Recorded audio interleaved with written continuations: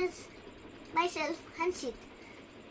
మీకు తెలుసా శ్రీరామనవమి ఎందుకు జరుపుకుంటారు? దానికి 3 కారణాలు నేను చెప్పబోతున్నాను. ఫ్యాక్ట్ నెంబర్ 1, శ్రీరాముడిది పుట్టినరోజు. ఇంకా అదే కాకుండా శ్రీరాముడు కళ్యాణం ఈరోజు, అంటే సీతమ్మ తల్లిని ఈరోజు కళ్యాణం చేసుకున్న రోజు.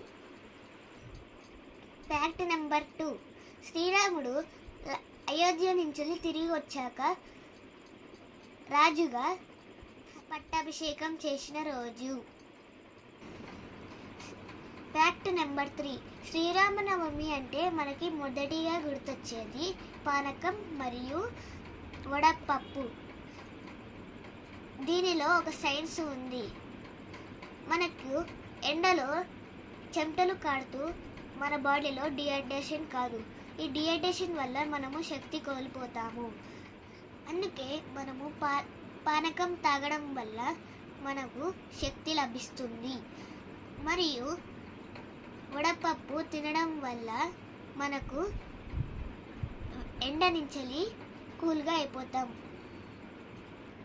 మీకు ఇంకో విషయం దాగి ఉంది. ఫ్యాక్ట్ నెంబర్ 4, మనము శ్రీరామనవమి అంటే గుర్తొచ్చేది భద్రాచలం.